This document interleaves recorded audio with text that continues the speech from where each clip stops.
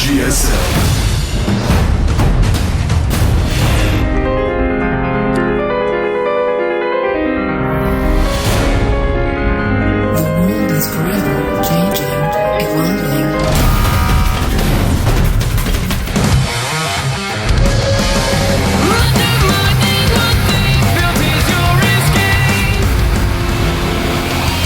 Welcome to GSL Daybreak. All right, let's do this. We're going on into game number 3, and our Protoss player here, he just lost in a macro game, surprisingly. We'll see if he comes back this time. His ideas? LGIM Seed.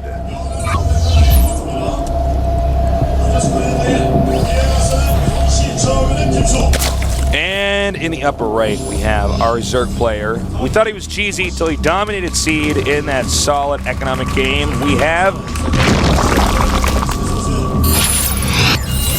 SuHoSin. also, one of our newest players here. So a lot on the line. This is a tough way to enter Dakota S is to go up against the champion. Yeah, it's pretty the previous tough. season. And he was actually picked both seasons first. Yeah. By MVP and then by SuHoSin, the champions. And not a lot of respect for him amongst these players in that regard. That's an annoying thing. If you're like this guy, you're saying, well, the champions just picked me because they said they can beat me. Yeah. So, we'll see, man, if he can actually get something done. Once again, showing that gas first. And so Seed's going to have to open up very defensively. Probably see a lot of sentries out of him in the early game. He's got to look out for all the different all-ins that could happen here. We could have a Baneling Bust. We could have a Roach Rush. We could have Nidus Worm. We could have quick Baneling drops. There's a lot of different cheeses that SuHoSin has up his sleeves. He could even do that double Nidus Worm stuff.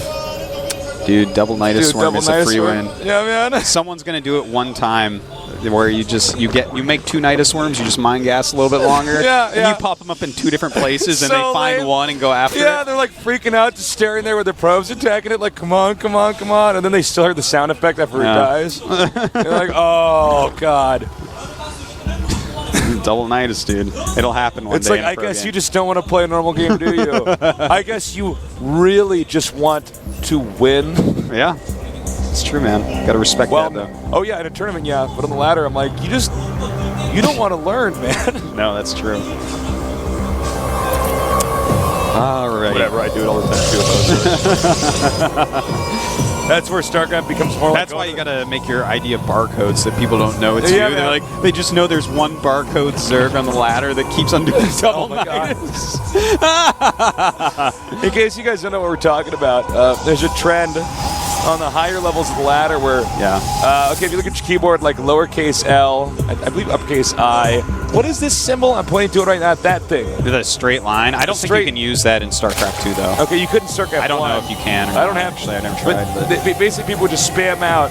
Like it looks like a barcode. It looks like a barcode because it's you can't capital I's, differentiate. lowercase L. So basically, there's like 20. The entire Korean ladder at the higher levels is just built up with barcode IDs, so nobody knows who's playing who, so you can practice your strats. Yeah, and it's like,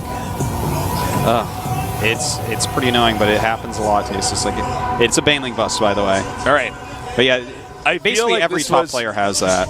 And this is actually such a quick Baneling Bust that he won't have a sentry out when these Banelings hit. So he is breaking through this for sure. He might actually beat Seed here. There's definitely a possibility of that. How many lings does he actually have left over? 15. Oh, God, wait a minute. The first sentry's just barely going to get out. Oh, boy. If he holds this, man. Oh, the cannon is attacking the depot. Nice. Now, sick.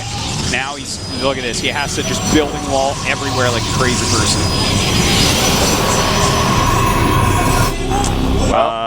And that was actually all SuHoSin's going to do. And you know what? That means SuHoSin's going to expand again like right now because Seed is going to go into super defense mode. He's going to have building wall. Oh, wait a minute. He canceled that. Is he becoming too clever? Dude, I think he's like too smart, man. He might be. He might be learning and saying, oh, he's clearly hacking our doses. Clearly. But yeah, he has enough gas to make like 5 more Banes if he wants. Yeah. Maybe he's just waiting to give him this false sense of security, but then he has more sentries. Did he pick or poke? Excuse me, and take a look at if that gateway was canceled? No, he didn't. All right. That's actually some smart stuff there from Seed. And SuHoSin actually isn't going to go for macro play after this. He's going right up to lair. So we'll see what he goes from here. I think it might be drops again. Cheese part 2. Yeah, we'll see how many parts of cheese that we can get through before the game is over. All right, so the gateways are finishing, and work will be coming up here. Hallucination here too. I like that. He's going to make a fake Phoenix and Scout. That's a really good idea because he's already forced into a lot of sentries, so he's going to have a ton of energy, and that's just going to be the quickest way for him to actually see what's going on.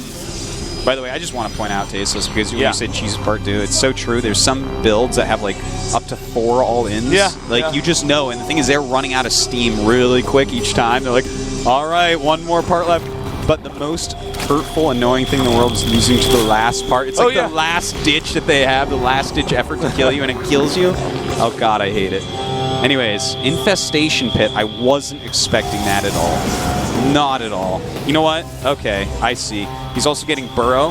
He's going to do like Massling Infester with some Banes maybe, and do mass Infested Terrans at the wall to try to deal with sentries. Expansion. Yeah. If he can, he might. That's what he's going to try at least. If Seed took a third, 100% he can kill a third with this, but I don't know that he'll ever break through that front. So we'll see if he actually ends up doing it once he realizes there's no third. All right, well, the Phoenixes are moving out now. The Hallucinated Phoenixes. You did see the Infestation Pit. He should have a pretty good idea of what's going on. Is he going to see this hatchery be made? There's a chance he didn't see that. Yeah, he didn't. He might have seen the drone, but he definitely didn't see the hatchery. All right, well, we have Burrow almost done. Investor upgrades coming too. And one Hallucinated Colossus. I like it. He wants to show this. Seed. Yeah. Why so good, Seed? They do call him the Hallucination Protoss. This is how he made his debut. Made Tasteless specifically fall in love with him. Yeah, man. I was all hot and bothered watching that fake Immortal. Yeah, but he just did it again. He's making him think, oh, you're going Colossus. Okay. But in fact, he's not. It's so funny. We were talking about this like the first few months of the game coming out. I was like, wouldn't it make sense if you made a Hallucinated Colossus and moved out? Yeah. And showed them that and scared them into potentially getting Spire Tech? You know, that the genius style of making one Colossus with no range against Terran is getting really popular right now in Korea. A lot of Protosses are just making one Colossus as a trick because, well, you need it for some defense, but then you go right into other tech, and if they go Vikings, man, they're screwed. Yeah, they'll come out with like 12 Vikings, and Colossus disappears, and then they're like, oh, we gotta land on the ground and fight. Alright, well, SuHoSin right now just really focusing on Infestor Tech, getting his Roaches going as well, not going to stay on the Zerglings. Those 3 lonely Banelings, I wonder if they'll ever come into play in any big way. Don't know. If you didn't know the Robo was late, he could have done Bro at Baneling somewhere. That's true. Oh my god, he was making a Templar Archives and he canceled it. I think it's because he realized that Roaches were actually being made. Because when Roaches are being made, you want the Robo. You don't want the Templars.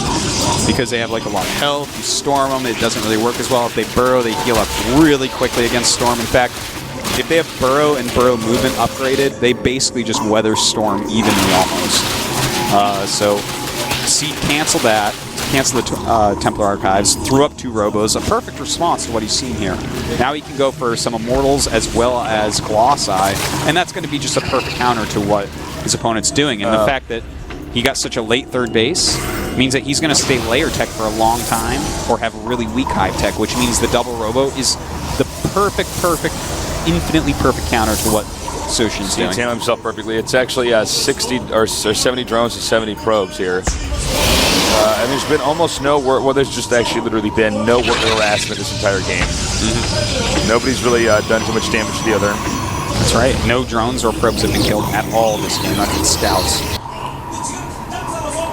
And Seed actually has more probes than SuHoSin has drones. 75 to 67. Starting out too. It's pretty rough. All right, cannon's on the way.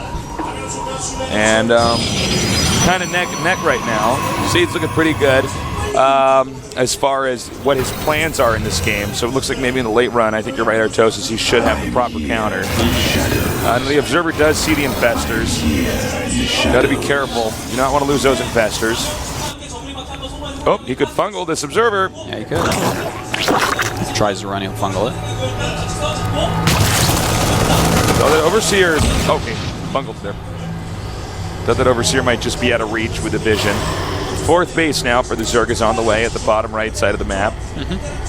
And supplies are basically even. Yeah, SuHoSin right now is getting a Spire, which is really important because of the double robo. Should see a lot of losses. And ooh, look at that. Some force shields going out. The Infestors coming in. Gonna run those away though. Coming out here again. Hitting from two angles here. Note the Infested Terrans down here. Oh my god, all his Infested Terrans up. And in fact, my god. no Observer there to actually help kill off the rest of the Infestors. And note this kind of blocks off the other units here from... he needs to target these Infested Terrans on something. And okay, he's choosing the Nexus in the natural. At the same time, Roach is at the Nexus goes down. Oh, now it does. Wow, just barely kills that off.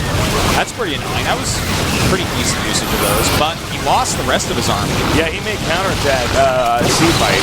Yeah, I would not be surprised if he moves out, because right now you know for a fact the Infestors don't have energy, and he lost an army. So best he can do is remake an army against you. But it looks like he's going to choose to play a little bit more defensive.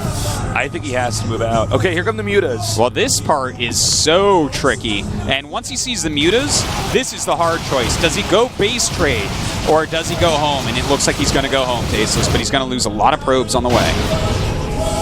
20 probes have died now. I feel like SuHoSin is getting way too much of the lead here. SuHoSin's doing a good job, man. And he's expanding again here to the bottom center. He's taking the map. Shot of it up there. You know, it's kind of reminding me a little bit of a July Zerg, where he's kind of staying on layer tech for a very long time, constant attacks all over the place, and expanding with no creep spread. Oh, actually, yeah, he's got no creep spread. I wouldn't even catch that, yeah. Well, you know, what's funny is I just feel like Seed is being way too passive here. Now, at the same time, I also feel like SuHoSin is expanding way too much for the position he's in right now. I don't even know if he can utilize all these hatches. You know, if he gets them up without Seed actually getting over to kill him. Interception over here, interception. Big interception. Nice blink in there. But Muta's just going to run past. And he's going for the Nexus, Tasteless. I don't think he can get it. I think he's going to get blocked under. Yeah, that turned out not to be very good. All right, more Infested Terrans. Oh my god, that's going to block the way to the Mutas. So the Mutas right now going to do great damage. In fact, he can take out that Nexus if he wants, or go after probes. It's all up to him. All right, he's once again hitting the main. SuHoSin, man, he is everywhere right now. He opened this game with a failed Baneling buff. Yeah. A failed one. The champion of the previous GSL. One of the best PvZers in the world. Yeah, hands down. All right, he's hitting this expansion now. I don't think it's going to actually succeed. He's killed 45 probes at this point. There's only 37 probes out. He's going to have to use all his chrono boost just trying to get his economy back up. Oh my god. He's moving in there. He's going to get that. No, I thought he was going to get that Nexus. He does not. Not quite, no.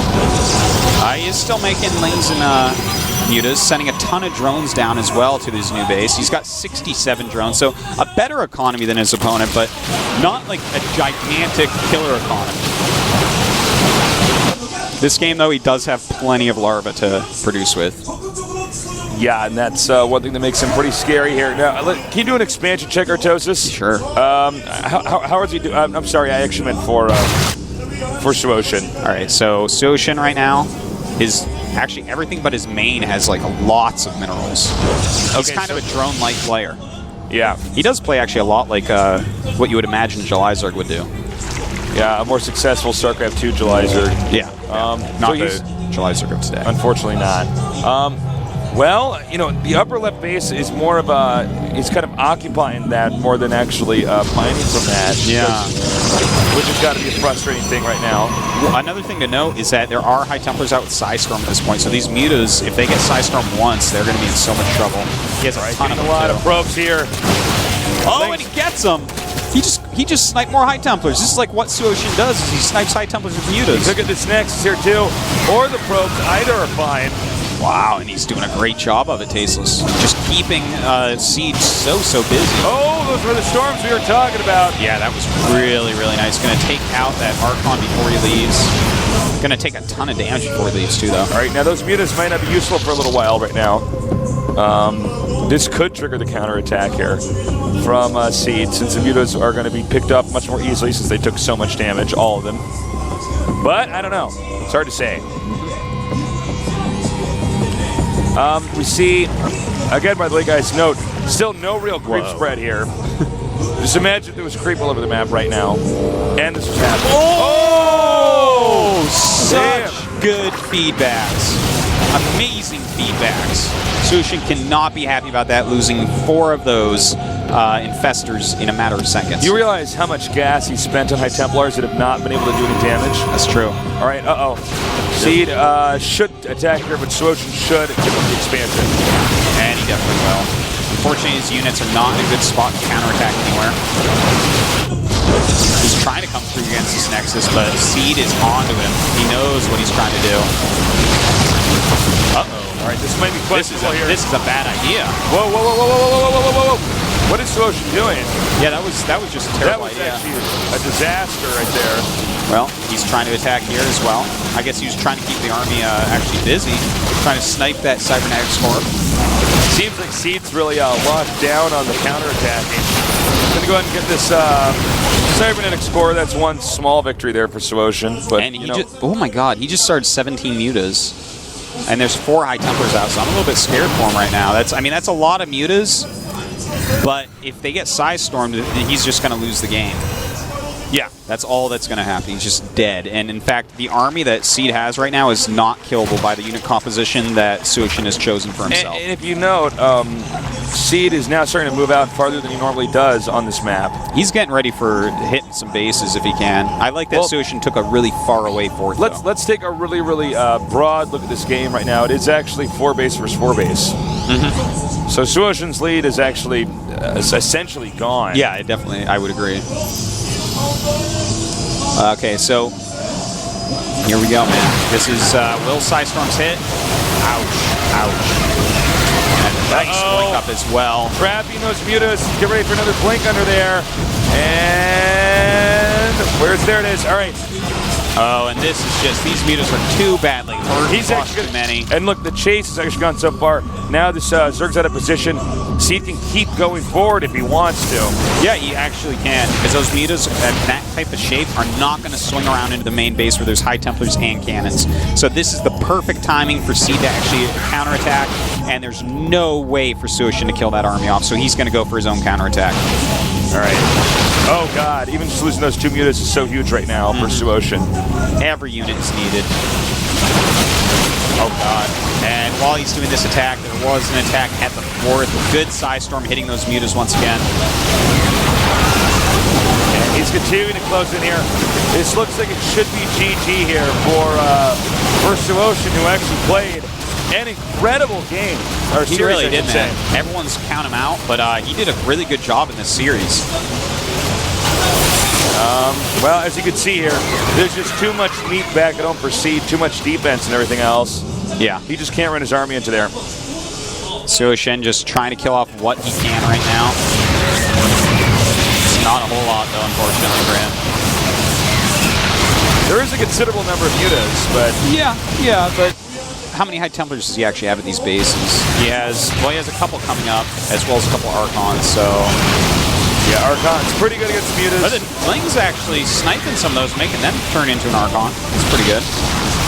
And, his mutas are doing a decent job considering, but Seed is sending home a chunk of his army to deal with them.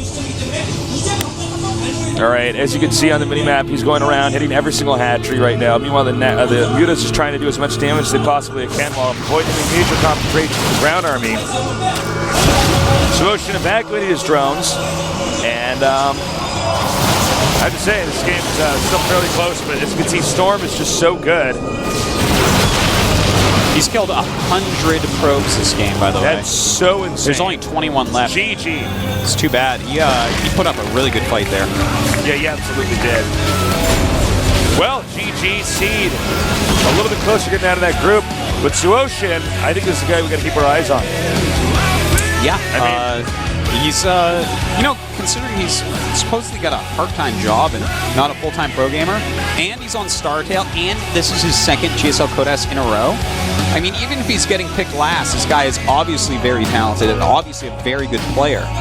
To even be in Code S. I don't care if you don't like his style, man. He's in Code S, and you are not. Unless you're watching the English stream at home, Nanoa and Mana, because you guys are in Code S. Well, look, the only thing I got to be critical about SuHoSin of, and we all saw it, is that he's not actually moving his creep bad at all.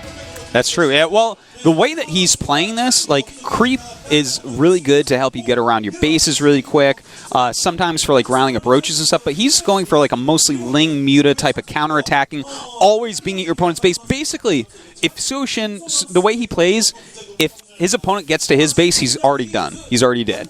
You know, it kind of reminded me in some ways of StarCraft 1, those cheesy Zergs PvZ. They just, like, have, like, you know, especially at game number 1, where it was like, oh, this is this like drop timing where if I don't have like, you know, the cannon in my main, or he has like the 2 lurkers and the 1 scourge, like exactly, with an overlord. Yeah, exactly. But I feel like if this guy keeps playing, he's going to look a lot better. He just had to get some of those creep tumors pushed out there a little bit. Because there was eventually a point in time where your queens have enough energy.